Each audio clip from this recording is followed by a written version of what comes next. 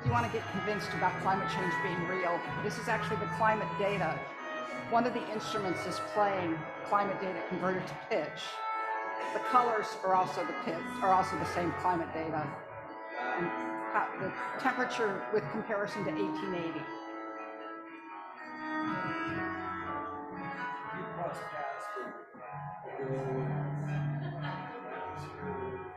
Bill. Oh, I know him. Yeah. I've not done much with him.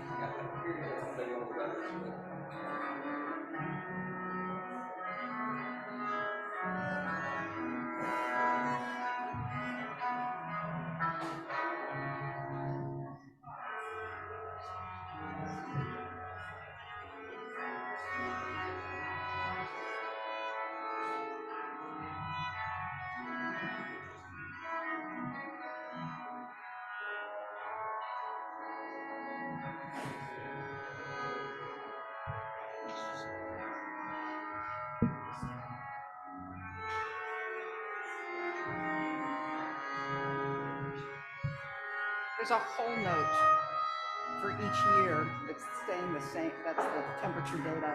But then with the other music around it, it's really hard to hear it. It's something called the viola da gamba. Actually, my teacher's playing all the parts here, but I wrote it. I wrote the music.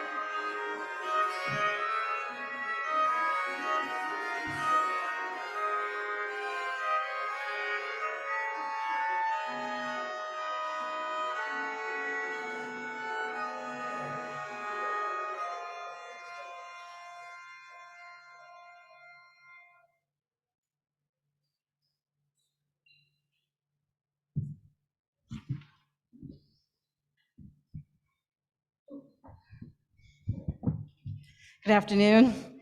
I'm Kelly Grace Kurtz. I am the rector or senior priest here at All Saints, and we are delighted to have you join us today for a discussion on disaster resiliency and how our community can have conversations before the disaster hits, so that we can build bridges and build better community and better respond to the disasters that are coming our way.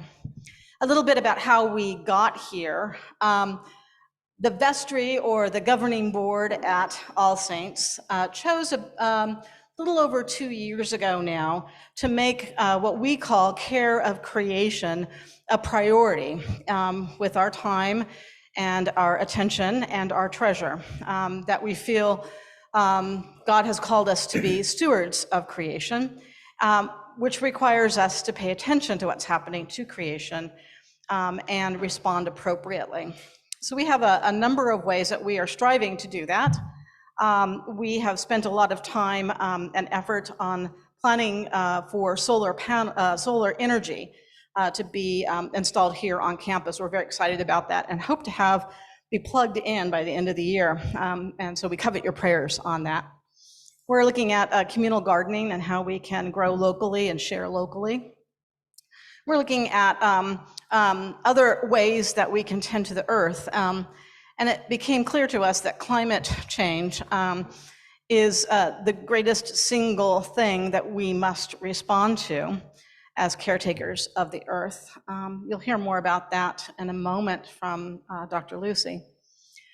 From those discussions that the vestry had, we had 2 members of our congregation who volunteered to step forward at the diocesan level. Our diocese is the larger body of all the Episcopal churches in Southern California, are members of the Episcopal Diocese of Los Angeles. And they have a large community care of creation task force that the bishop himself has made this a priority. And so we have 2 people in this congregation, and then myself, who have been participating in that larger body conversation. They're both sitting in the very back, and so I'm gonna embarrass them for a minute. So Sally Ness is in the back, and she has been working on how we impact, as a church, how we impact political and social and civic discussions, and wrote 3 different resolutions for last year's diocesan convention, all 3 of which were passed, that address things like climate change and care of creation. And then Steve Slatton, who's right next to her.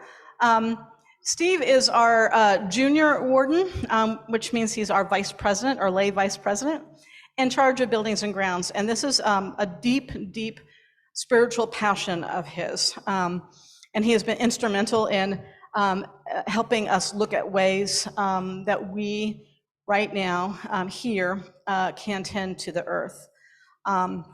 So through that activity, we discovered that Dr. Lucy Jones, who is a fellow Episcopalian, is also involved on that diocesan level. And her nonprofit got grant funding to do just what we want to do, which is connect communities together before, during, and after disasters that are coming our way.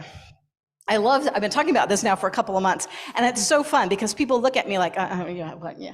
Well, no, you know, Dr. Lucy. And they're like, well, you know, when there's an earthquake and you turn on the TV and there's this woman who explains very complex thoughts and understandings and data in a way that you can understand. Oh yeah, Dr. Lucy. There she is.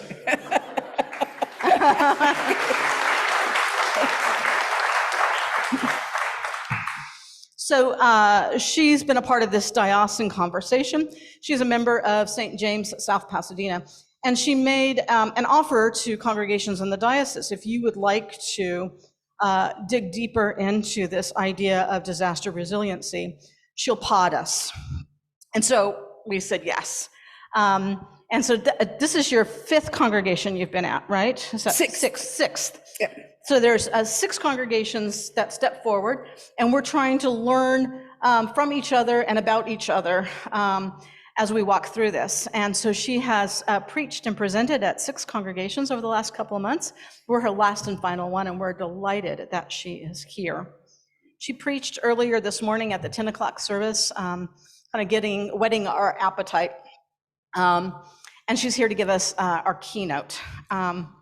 We also have a panel, and I'm going to introduce them in just a second, but I want to stop for a moment and do a couple housekeeping things. First of all, if you need to use the restrooms, they're out this door. Go out this door, make a sharp left, and we have a men's room. And if you go just down past and turn left again, there's the women's restroom.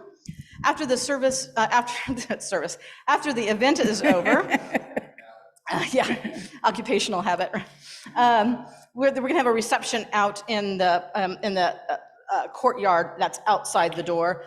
But we have a hospitality team out there. So if you need water or need some shade or something like that, don't hesitate to ask. When you walked in today, you were given this piece of paper. In print too small for my eyes is a short biography of our panelists. But on the back side, I want to draw your attention to the back side. It's for your questions. So if you have a question that you would like to ask Dr. Lucy or one of our panelists or maybe the whole panel, I need you to write it on here. Where's Liz? Liz is still standing outside greeting people, I think. Our senior warden, cool. Our junior warden, and our senior warden, when I give the high sign, are going to collect these, and then that's how questions will get asked. I'll ask them from these. Does that make sense? Hooray, hooray. Okay. So we wanted to get panelists that represented the community at large in a number of different ways. And so I think we did a fairly good job here. Right to my left here is Pastor Victor. Victor is associated with Path of Life, which is kind of our big homeless advocacy agency. They run 2 different shelters, a men's shelter and a family shelter here in Riverside, and are kind of our go-to for all things unhoused neighbors. He is the outreach coordinator. He is a former client and has a fantastic and amazing story. And I think that as we create a page on our website, we'll put up the biographies of these different people so you can see how they got into the room. But we're very thankful that Victor is here. Thank you. Next is Philip, and I'm going to have to read this because I'll forget. Philip is the Community Preparedness Coordinator for the City of Riverside Fire Department's Office of Emergency Management. Did I get it all in there? Hot dog. He leads the Ready Riverside Preparedness Campaign, a community resource for disaster preparedness in Riverside that includes readyriverside.org, in-person and online community outreach and community training. He's also the program manager for the City of Riverside Emergency Response Team, CERT. That's kind of a general term I think a lot of communities use, which comprises of 20-hour basic training courses and additional regional training and network opportunities, as well as volunteer force that is used by the city to prepare for, respond to, and recover from all hazards that might impact the city and region. Philip, thank you very much for being here. 2 weeks ago, we had Vacation Bible School here. And we had, as you usually do at Vacation Bible School, we had families that we were getting to know. And there was this one family of several kids that were just an absolute delight. And one of the other parents said, "Oh, you know Daniel." And I said, "Oh yeah, sure. Yeah, Daniel said, "Yeah, we've been talking." It turns out it was Daniel Jester. He is the chair for the Commission on Parks and Recreations for Riverside, which is, I think it's a unique model that Riverside has in that there's a deep understanding that our parks and recreation centers are congregate spots. They're places where we come together, where we know we can go to, right? And so Riverside is intentional about including parks and recreation in its plans for such things as disaster resiliency. So we are very delighted that he is here with us. Thank you. And then next to him is my friend and colleague who's back home. This is Father Michael Bamberger. He is the rector of Church of Ascension Sierra Madre. He is the dean of Deanery 5. Our diocese is broken up into 10 spots, and he's number 5 spot. He is the retired battalion chief for the volunteer fire department for the city of Sierra Madre. He's also worked extensively in the Episcopal Church large and the diocese in particular on emergency preparedness. Camp Stevens, which is near and dear to many of us, several years ago, had a fire that came very, very close and actually wiped out part of Camp Stevens. And Michael was our go-to person to get the kids out of there and to look at what we needed to do in response to that fire. He also works with our emergency ministry on a national level, which is the Episcopal Relief and Development. I hear that you are the Citizen of the Year for Sierra Madre. Is that true? Cool.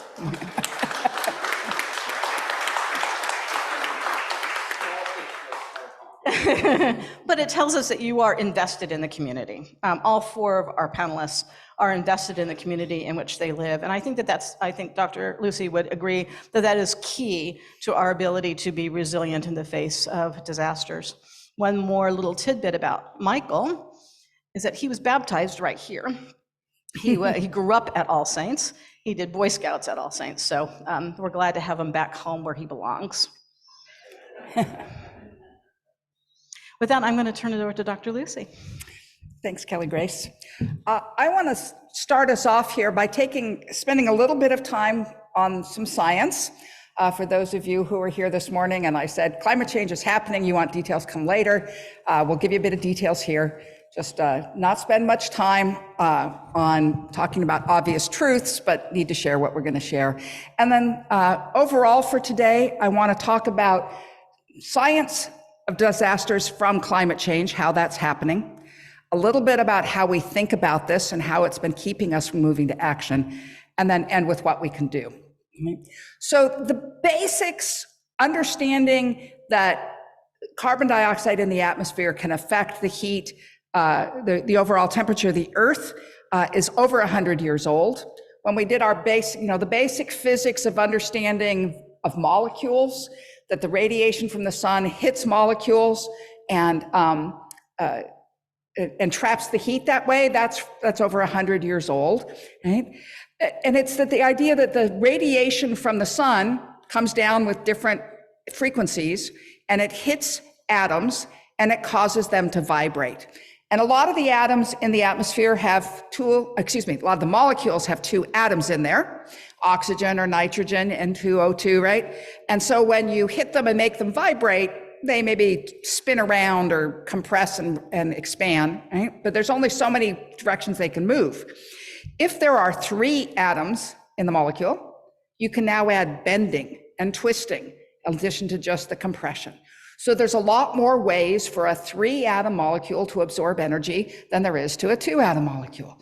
I actually didn't even know this because I avoided chemistry most of my life till my son, who is now a chemical oceanographer, explained this to me, and it was like, it's so simple. Oh yeah, right? And if you have 5 atoms in your molecule, like in methane, now you have all the more ways to absorb energy. So if you've heard that methane is a more effective greenhouse gas than carbon dioxide, that's why. It's why water vapor is an effective greenhouse gas. There's another 3-atom molecule, right? So this is absolutely basic science with the first ideas from like 1900. By the time you're getting into the 50s, you've got people talking about, well, we're putting a lot of carbon dioxide in the atmosphere with industry right now, and we can measure that it's going up. A big change happened actually in the 1980s when we started getting ice cores out of Greenland.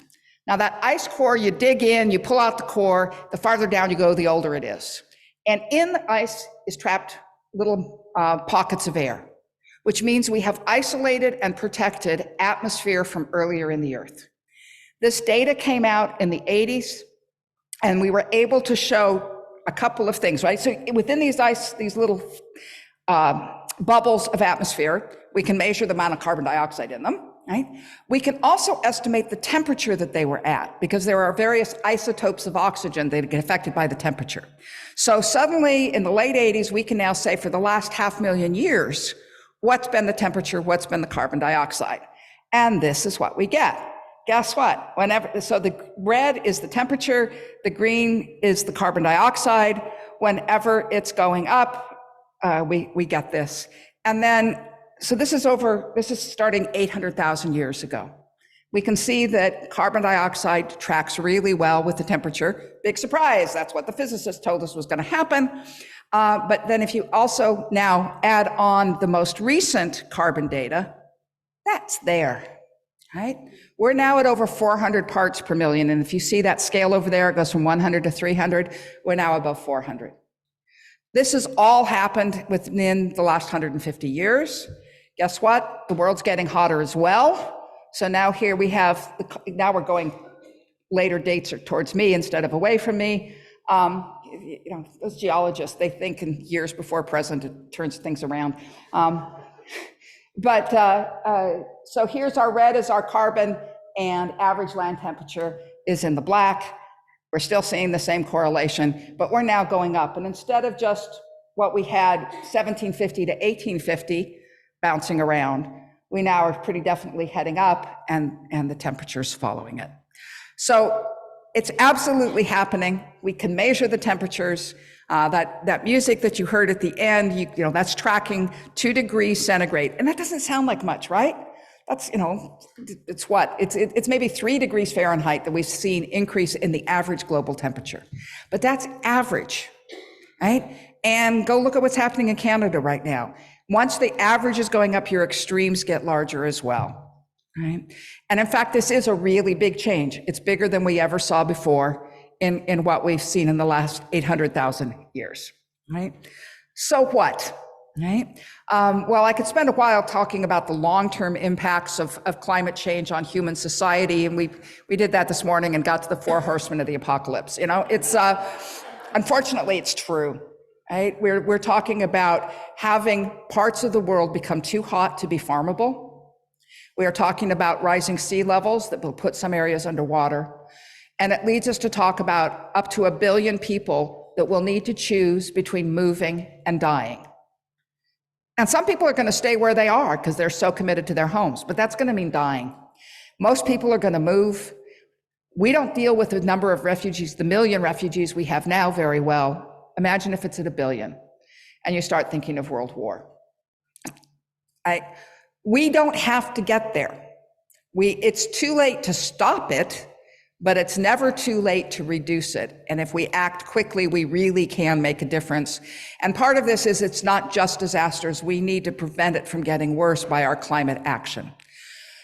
Because we haven't done it up till now, we are already seeing a significant increase in disasters, and we're going to be seeing more of them. So when we think of this disaster resilience, getting ready for the disasters that we've already been increasing is part of dealing with climate change because we've waited to too late. So most of this afternoon, we're really focusing on the disaster resilience part, but there are things that we can do in both directions. Let me spend a moment, though, that disasters really are happening. The big one, of course, is that we're having more weather extremes. And that's pretty simple because we have more heat in the atmosphere. Heat is energy. That means we have more energies to drive storms.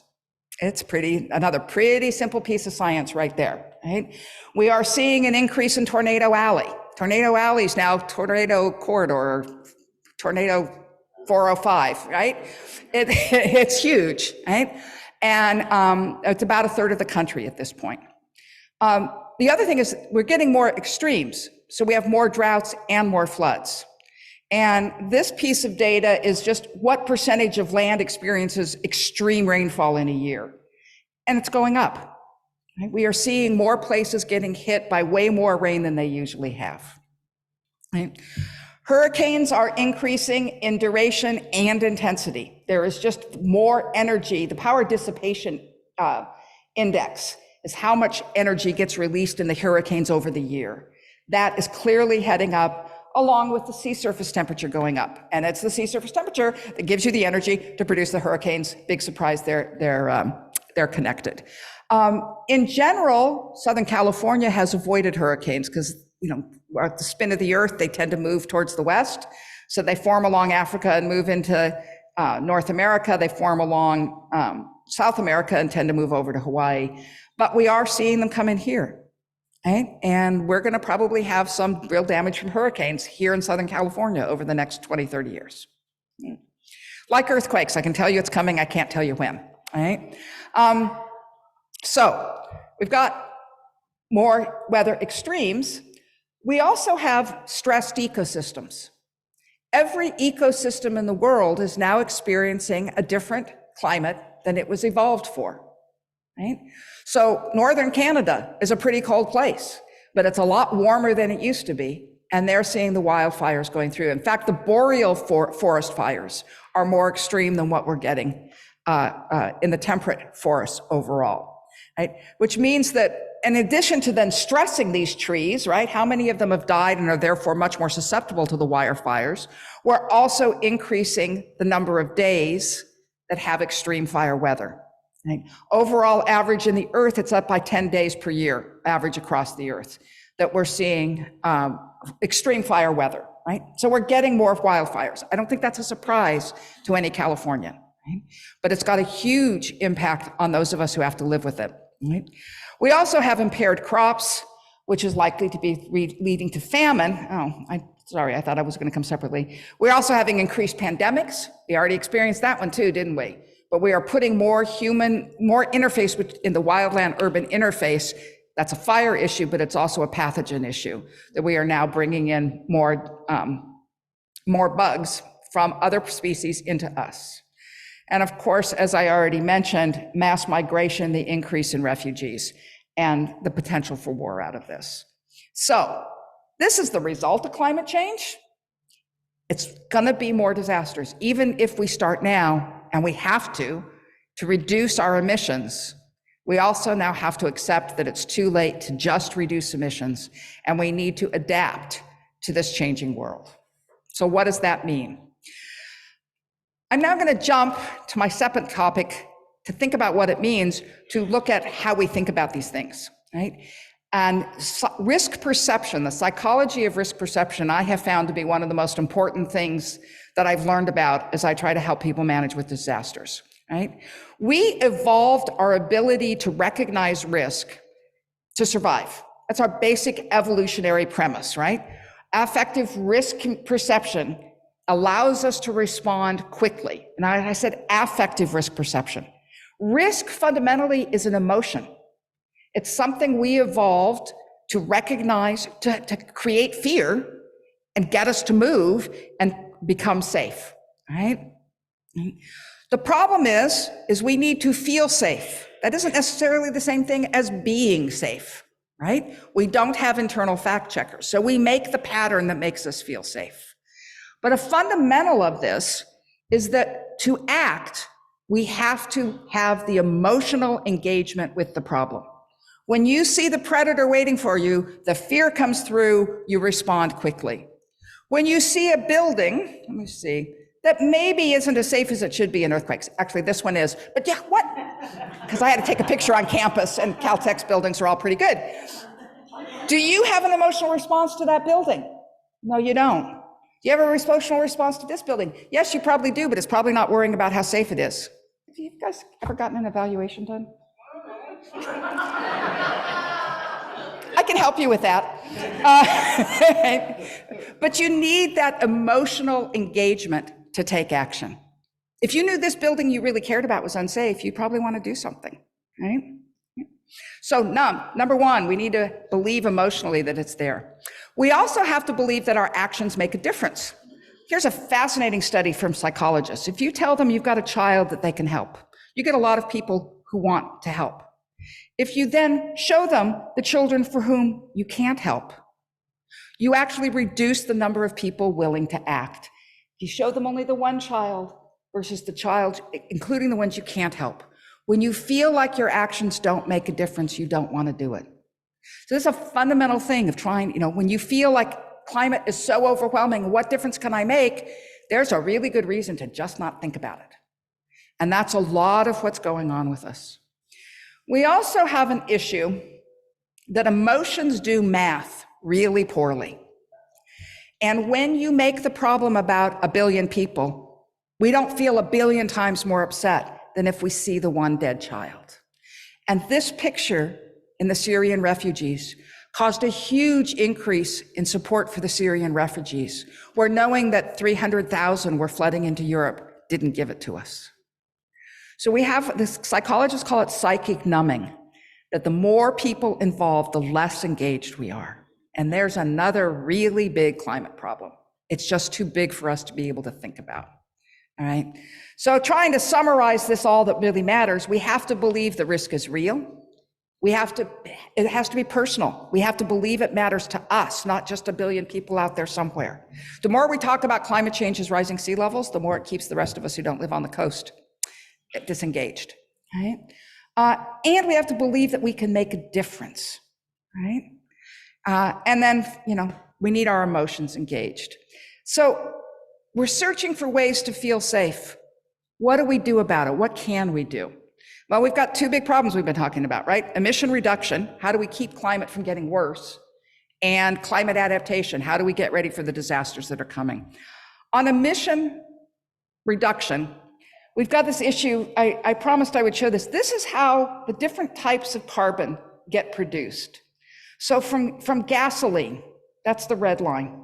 This is what your car's doing, right? For the solids, that's coal. That's where coal has affected things, right? The liquids is mostly oil and a lot of electric production out of this. And then this orange line is cement. The production of cement produces a huge amount of carbon dioxide, right? So if you look at all these things, what can you really do, right? You can take personal actions that will make a difference, will reduce the amount you use, and they might give us a bit of time. But they don't solve the problem. You still have 8 billion people who need to get food and need to stay warm in winter. And as long as we have 8 billion people and we're not willing to kill off 7 billion of them, which is one way we can reduce our carbon emissions, and what might happen if we don't take another approach, right? But as long as that's not the one we want to take, the only thing we can do is to decarbonize the electric system. Meaning we need to get a way of getting energy that doesn't produce carbon dioxide. Now, that one's going to feel like it isn't much that you can do about it, doesn't it? Except that there is. If we all made the commitment not to get rid of our current stuff, but the next time you need to buy an appliance, you commit that you'll buy an electric one and not a fossil fuel one. Whether that's a car, whether that's your water heater, whether that's your stove. I gather that you don't get to have stoves in homes in Riverside. Great, right? Because we shouldn't going forward, right? If we all made that commitment, the next appliance you buy is gonna be electric, we would meet our emissions goals. It's that powerful, right? And as the grid cleans up, as our electric production goes from gas and oil and coal to solar and renewable sources, our contribution increases. If we were all willing to do that and talk to other people and get them to do it, we would meet our emissions goals. It doesn't solve it all. There's still other things that need to be done, but there's no reason we should not do what we can just because we haven't solved everything. Probably the biggest one still hanging out there is air travel. We haven't figured out how to get a plane in the air on electricity, right? And construction materials, right? And the last one, but this is where you can make it, is protecting our forests. Because forests that get cut down are not absorbing carbon dioxide out of the atmosphere. And we're actually producing as much from cutting down tropical forests to get our batteries as we are saving with our electric cars at this point. So, right? In the long run, if we really want to get out of where we're headed, we're going to need to go to what's called carbon sequestration, which is how do you pull the carbon dioxide back out of the air? There's actually some amazingly promising looking technologies. But notice, the solutions are technological. Historically, environmentalists don't like technology because they cause the problem. But we can't get out of this problem with 8 billion people without turning to technology. So keep on voting for it, keep on doing it, make that personal commitment, and you can make a difference. What about disaster resilience? Well, I like to talk about the resilience equation, that what your risk is a combination of your hazard, what's the earth doing to you, what faults do you have? Sorry guys, you have a lot of them around here. What's the Santa Ana River gonna do to you? What are the forest fires that you've got, right? Times your exposure, where have you built it? We've already built our cities on top of our faults, we've built them right by our rivers, we've still got a lot of exposure, not a lot we can change on either of those two.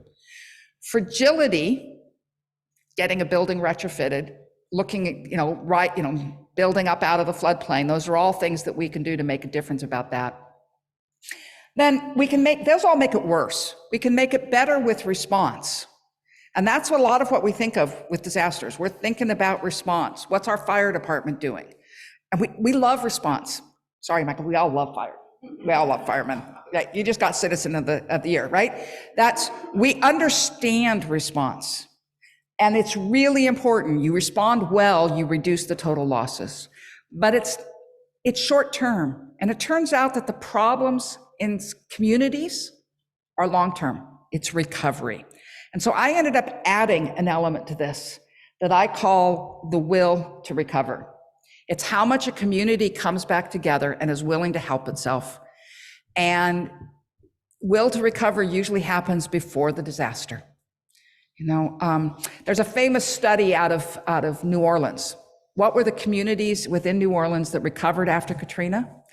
The best predictor of recovering was fielding a Mardi Gras crew, which I think is a neighborhood that, one, you've got some practice in resources, organization, all of those things that help you do the response, but you've got people you care about and you worked with and you enjoyed doing something with them, and it gave you a reason to come back. And it's not quite a Mardi Gras crew, but a faith community is a place where we work together, where we enjoy each other, where we think about how we can do to help. And that's one of the reasons that when the diocese approached me, I wanted to do this with them. And we have created this Climate Connections program, and that All Saints is going to be joining. It's what can you do as a church to help yourselves and your members, right?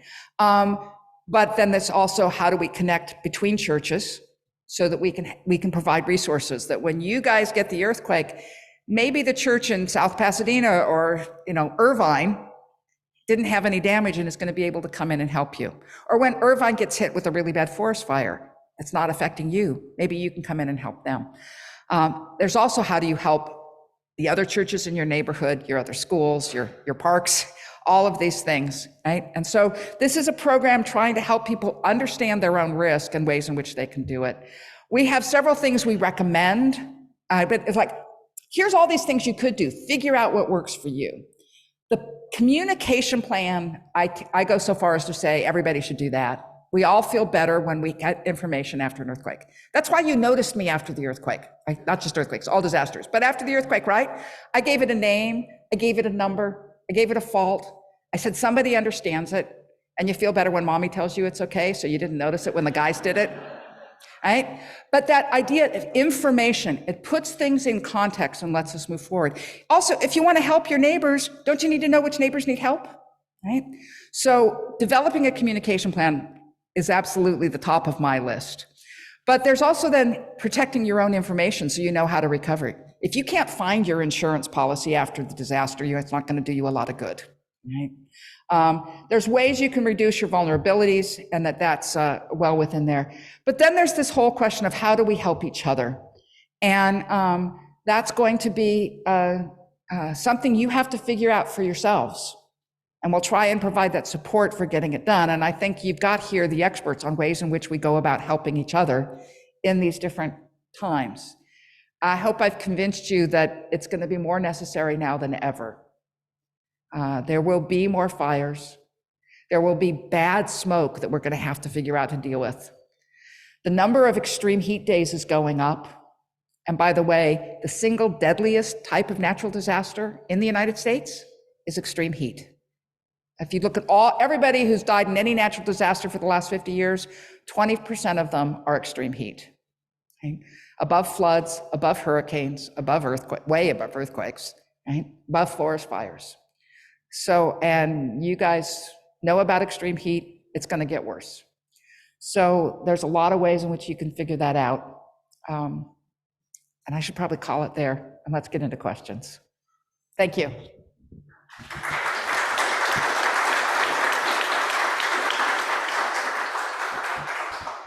What we're going to do now is have our panelists take just a few minutes, each one of them, to respond to what they've heard from Dr. Lucy. While that's happening, you have your handy-dandy sheets. If you need a pen, You can raise your hand and we'll get you a handy dandy pen to write down your questions. Once the panelists have had a chance to respond, we'll gather up those and we'll ask.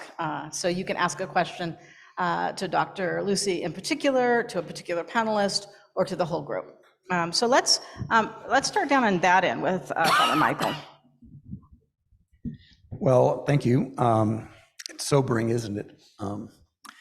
So one of my tasks for Episcopal Relief and Development is I'm what's known as a partner in response and resilience. And our agency has shifted over the last 2 years in particular, not getting out of the response business, but starting to try and enable communities across the world, in fact, to build resilience within them. And so that we use a model called assets-based community development, which is a way of looking at a community and assessing the resources and what are the deficits, and trying to figure out how we can leverage people, the connections that people have in the community, the properties that are available or not available in a community, the funding that we have. So that's the purse part of what we're trying to assess, and programs that are existing. But most important is posture. What kind of a posture does a community have in terms of its willingness to respond? It's, as Dr. Lucy said, it's that willingness to recover and to get past the so-called emotional life cycle of a disaster, where there's that immediate response piece where everybody feels great and they're out in the streets meeting their neighbors.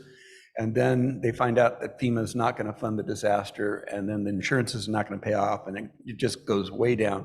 But eventually, there is a path towards recovery. But one of the things that we're looking at now, not just globally, but also in the US, is how do we encourage recovery that is going to be sustainable? Because, for example, rebuilding churches in South Florida in floodplains doesn't make a whole lot of sense, and encouraging new ways of thinking about things. And so we're aware of that, but we're also aware too that there are other issues that compound it, including affordable housing, because affordable housing becomes an issue with that migration piece of the people that are going to have to move. Well, where are they going to be housed? And so that's a major factor for us. So just some things to think about. Thank you. We're going to move to Daniel, who's our civic representative, chair of Parks and Recreation Commission for Riverside.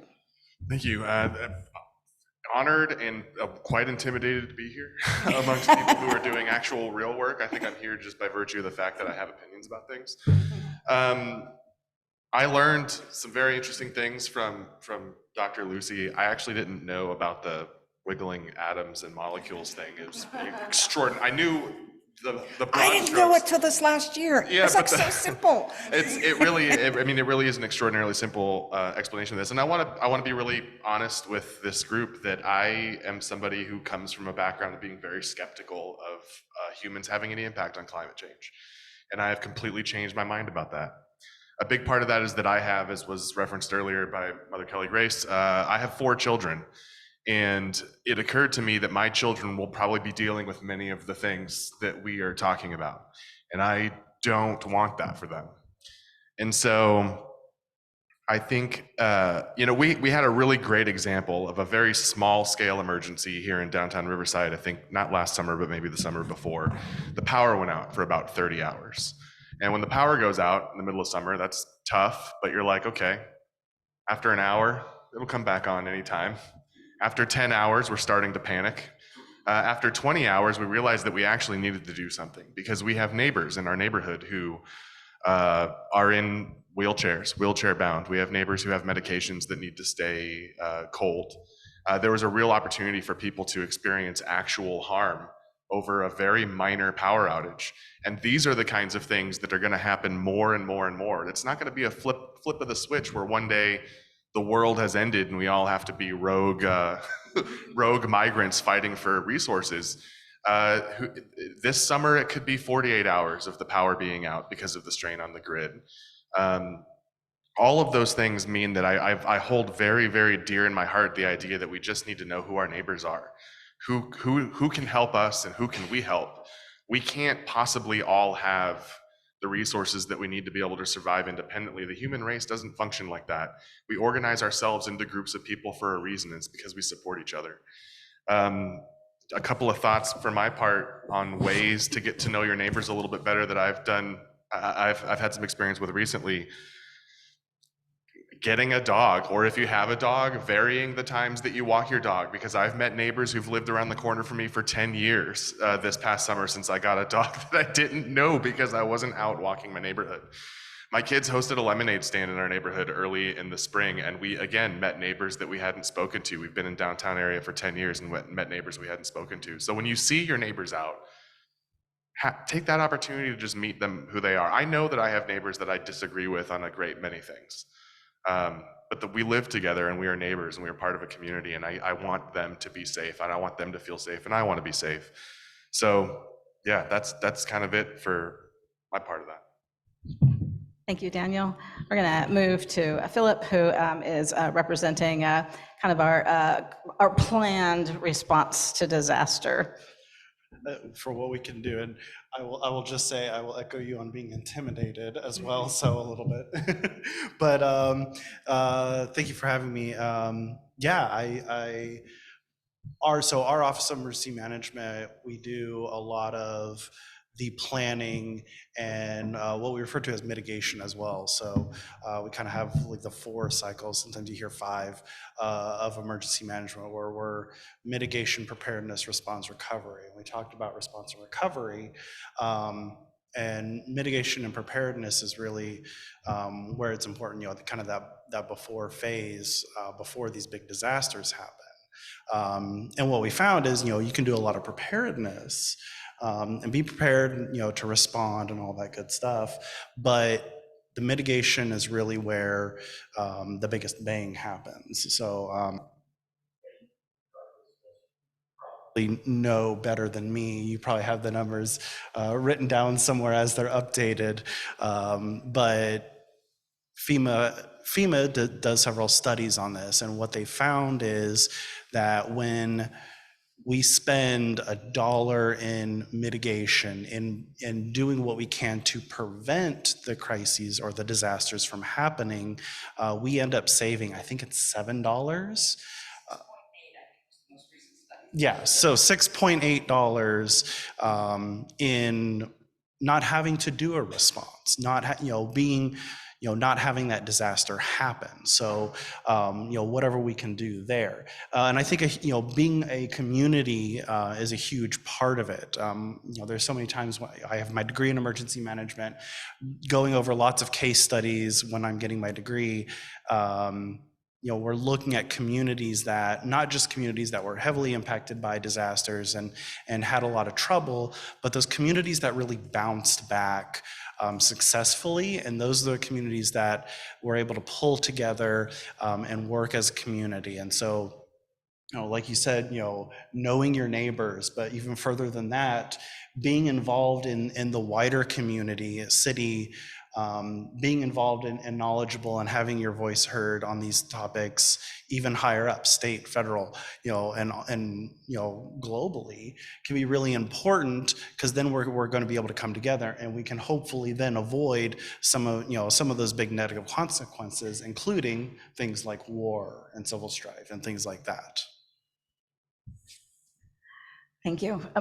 Before Pastor Victor starts, I'm going to ask our wardens to start gathering questions. So if you've written out your question, if you could raise it up high, one of the wardens will come and grab it. And with that, I think Pastor, I'll give you this one. Pastor Victor holds space today for a group in our community that often doesn't have a voice and is often overlooked in times of disaster response and recovery, and that is our neighbors who are experiencing homelessness. So, Pastor Victor. Thank you. It's such a blessing to be here, and it does seem like we're in class. We've all been educated on a lot of different things, so thank you, Dr. Lucy. But for me, in listening and learning even more, it's already happening, because we talk about emergencies and disaster, and we talk about preparedness, and speaking for our neighbors without homes, they're already in an emergency. It's already a disaster, and they're unprepared. And it's really ironic that all these things that we're planning for, they've already came to the action part of it, the recovery part of it. And so how does that recovery look? And some of the answers have already been given: knowing your neighbors, the ones with homes and without, trying to prepare them to recover. But also, we have some statistics among the homeless here, even in Riverside, that are quite alarming, because in the years of the pandemic, homelessness went up by 30%. Ironically, 30% of the homeless during those years were first-time homeless families and people. The hospital rate from extreme heat, it increased by 3, if not 5, because as Dr. Lucy said, it's the heat. And so these things are already taking place, but it's happening with those that are less prepared. I was skeptical of, climate and all of those things also. I said, it's just a trend or another fad. But in doing this work for over 20 years now, I've seen it evolve to what it is now. And when you're mindful of it, you can begin to see the weather get more severe. You pick up on it. It's like, man, this has been a really hot summer. I thought last summer was hot. It's really raining a lot this year. I thought it rained a lot last year, and it's continually increasing and increasing. So the inevitable is coming.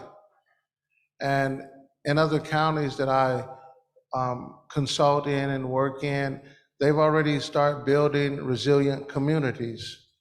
And they have plans, as we do in some areas also, but if we do not prepare, there will be no place for recovery.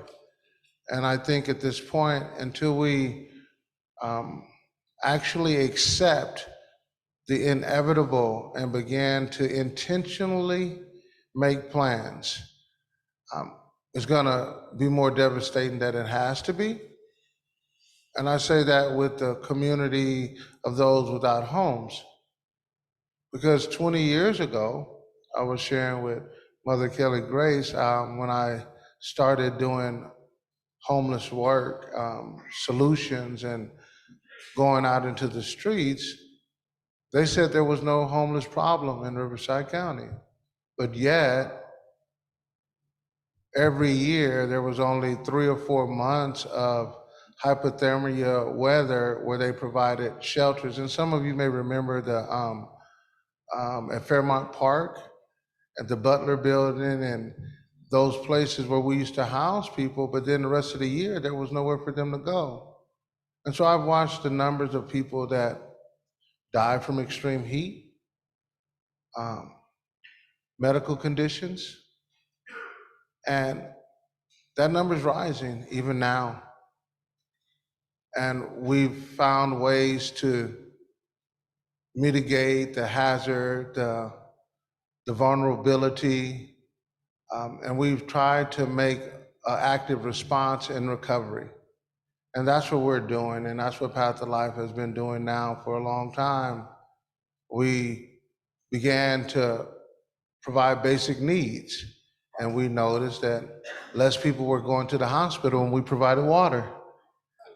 when we provided hats, when we opened shelters from 8 hours a day to 12 hours to 24 hours where we're at now, that we equip them with the resources that they need if they choose to get assistance that they can recover.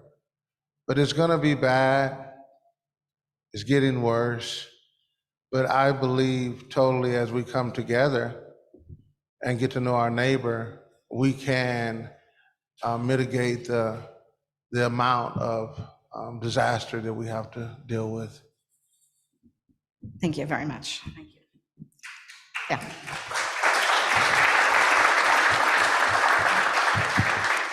So I have I have some stacks here of questions.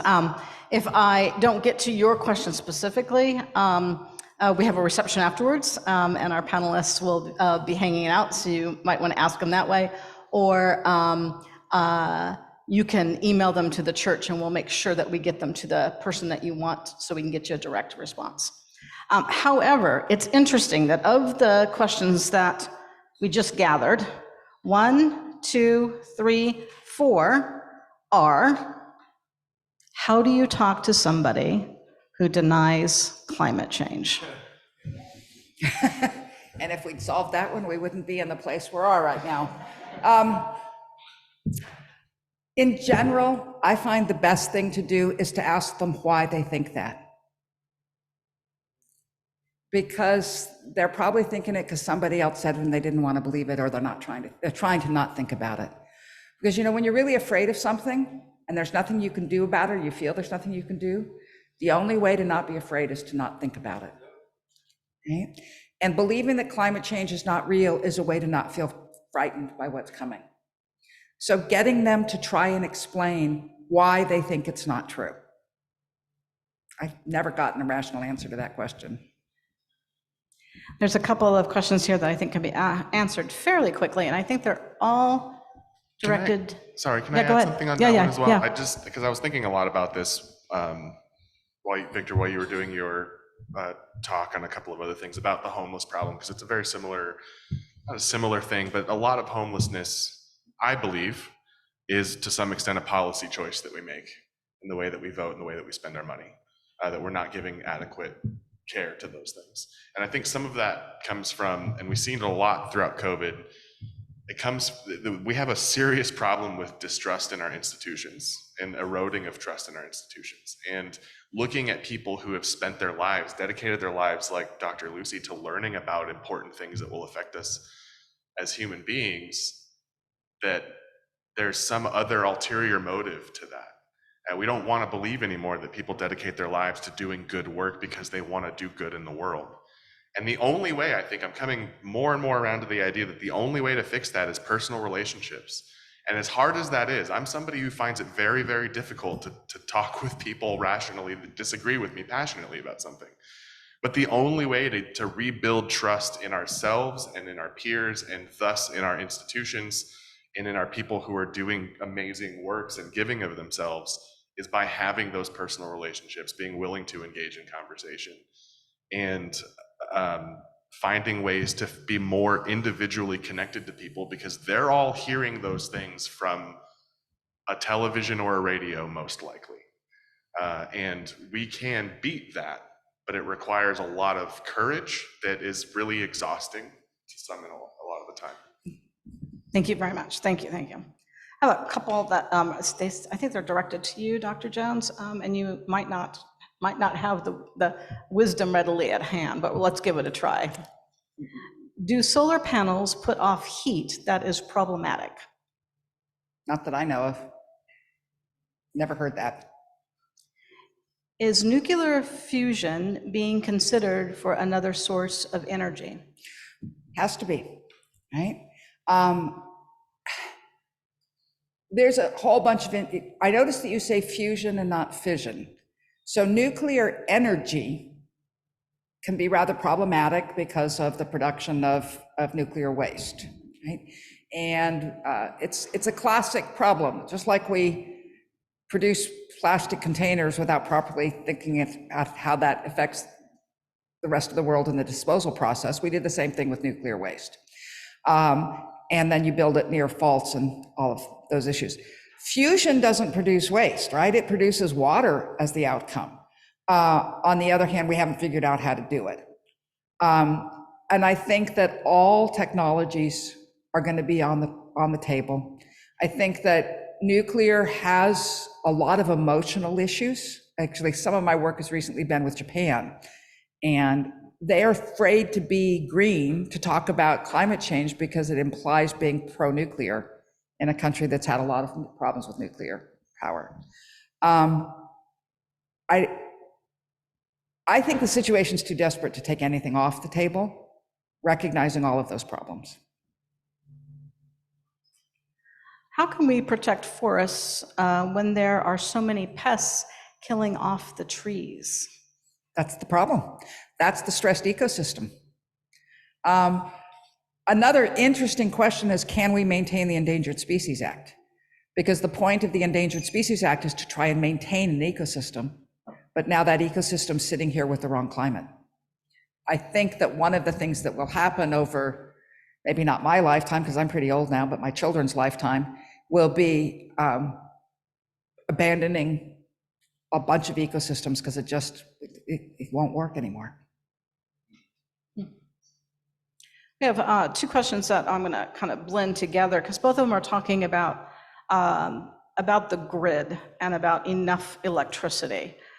So is our grid ready for the shift to, it says electricity, I think what they mean is solar. Electrification. Electrification. And can we assume that there will be enough electricity to power all the increased need as people convert appliances away from fossil fuels? We'll figure it out.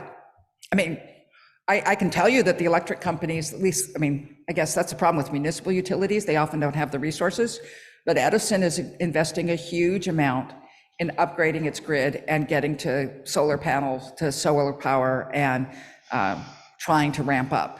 You can argue whether or not they're doing it the right way when we have a private utility in there instead of a government entity. But no, we're not ready now, but we will be. I mean, they're working on it hard. It's not an excuse to not do it. It's not, yes, that was something we were saying at lunch, right? There's a whole bunch that we know how to do it. There's some that we don't. We haven't figured out the airplane problem. We don't know how to do air travel without carbon. A really long cord. Yeah. But that doesn't mean we don't do the things we do know how to do while we still try to figure out how to solve the things we don't know how to do.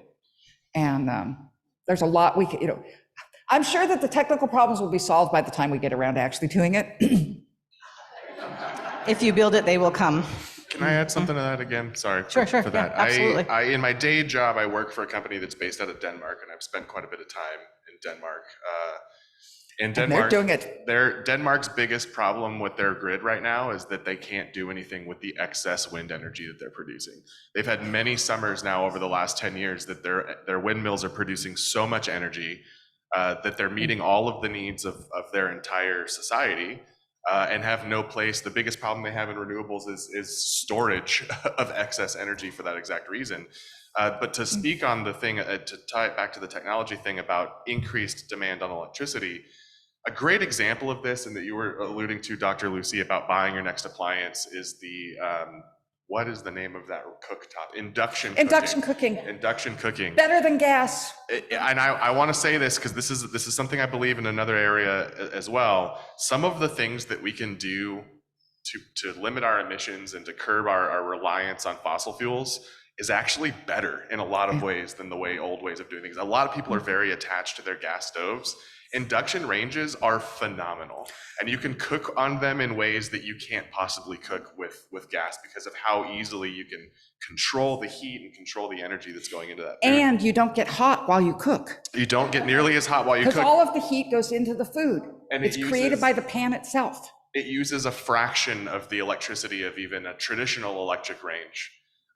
Which is, I actually made this decision. I recently, during the pandemic, I bought a new gas range, and then all of the science came out about natural gas and asthma, and my son has asthma, and my daughter probably does as well.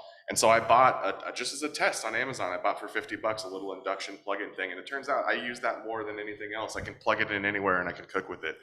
But again, technology is getting to the point where we're really, really great at these electric devices. And it turns out that the stuff that we're using today use a fraction of the electricity that we were using even 10 years ago.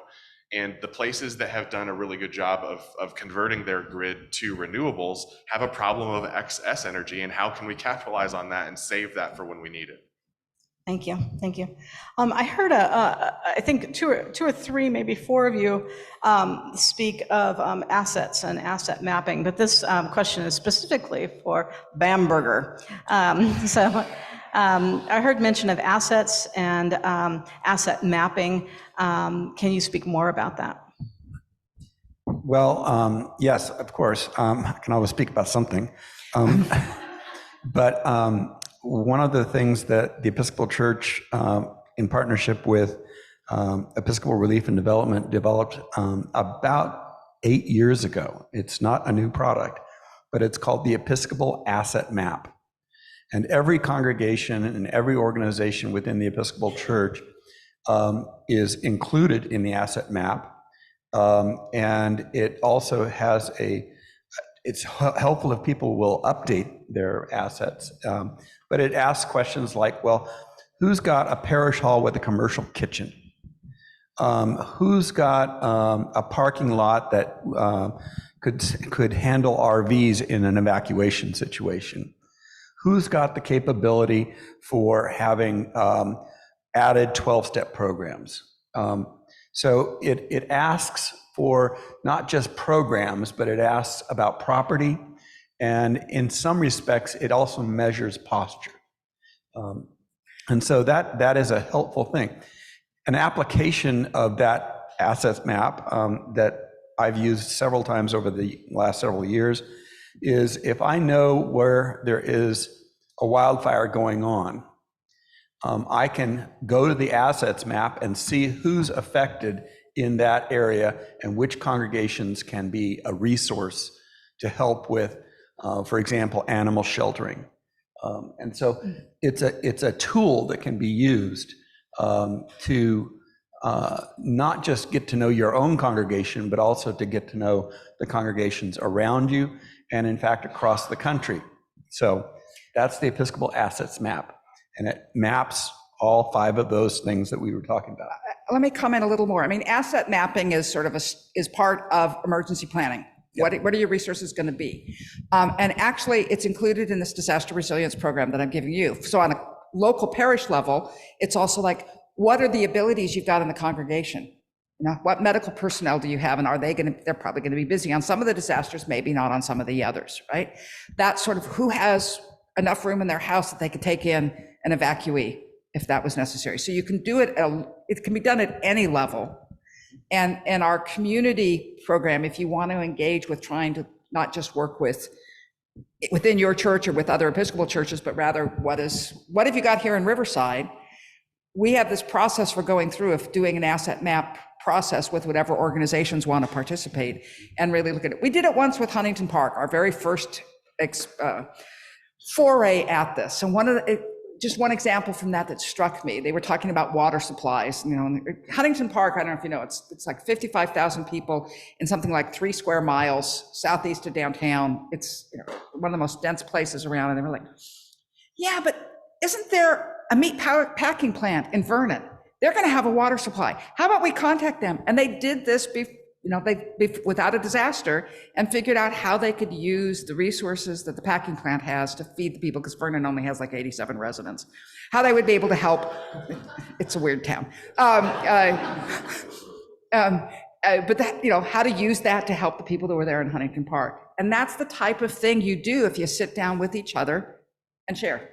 Yeah, we didn't know we were doing this after that power outage a couple of summers ago, but we did. Within our few blocks, we figured out who's got a generator, who had like an extra refrigerator or freezer so that we could help people keep their food stored and that kind of thing. And now we know who the neighbors are that have generator capacity for the next time the power goes out. Again, it's going to be small things like that it's going to pay off too. Well, and I'll say, emergency management, that's a lot of, what we do is planning for and knowing, when I got my degree, I always tell people, most degrees, a lot of degrees are specialist degrees. You focus on, one thing and you learn a lot about it. Emergency management, it's very much a generalist degree. My whole job is to know a little bit about everything so I can pull the experts and the pieces together. It's like a movie producer. You know who to tap into to bring into that role. Exactly. Yeah. So, with asset mapping, we do that a little bit at the city level. Sometimes there can be challenges with asset mapping or mapping where maybe the problems are, especially when it comes to things like insurance and things like that. And if you identify the problem, then suddenly insurance rates go up and you have to kind of consider that. And that can be a concern, something we have to work through. But it can be a huge help as well. If we have a fire that breaks out and, we know, okay, this building's on fire, but this is what's in it, and it's really dangerous, we can send a few extra fire trucks to try to put that fire out a lot quicker and deal with the problem instead of the first truck showing up and going, oh, this is a way bigger problem, and now we're 5-10 minutes behind. This is an interesting question. I had no idea that this was actually being thought of. This person is asking you, Dr. Jones, but I suppose anybody can jump in. I have heard of reclaiming the desert by planting trees in an effort to recreate forests. Is this feasible? Probably not. The reason it's a desert is because there's not enough water to pull it off. We've sort of tried to do that with Palm Springs by pumping the water out of the ground, and it's still pretty hot, and we're running out of water. So I don't think so. Yeah. Okay, I have these last two, and I'm going to put them together. Dr. Jones, we think you are wonderful. Would you be willing to come back to Riverside in the future to speak to another group about climate change? How can this program get to other denominations and faiths? I'm not going to make a random promise for another group because I'm a little overcommitted as it is, but I am talking with the Episcopal Diocese about how we use it to reach out to other faith communities and try to do it in an efficient way that gets this through. No. Well, I will say, as a employee of the city government, that if you ever do want the opportunity to come out and we can be of assistance, absolutely, we'd love to have you. I think as we continue to think about it, how do we do this in a scalable way is what's the important part. And I've also got to admit, I did say this at the service earlier today, I've got grandchildren now. I'm only going to be spending so much time working. Just as we close up, I wonder if you want to spend just a minute or two talking about tempo. Oh, okay. The thing that is actually, this project for the Episcopal Diocese and then Tempo are the two things that are mostly taking up my time. Tempo is a program of music for climate action, where we bring together the climate scientists who know what we need to do, the social scientists who understand the emotional barriers that are keeping us from doing what's needed, with musicians who know how to change emotions or evoke emotions, to create music that will inspire climate action. Because I think one of the things we've all heard about here, denialism is actually a rather rational emotional response to an overwhelming problem. And to stay engaged, to take the action, to have hope. Churches give us hope, music gives us hope. And I'm working with a variety of composers and starting to put on some concerts.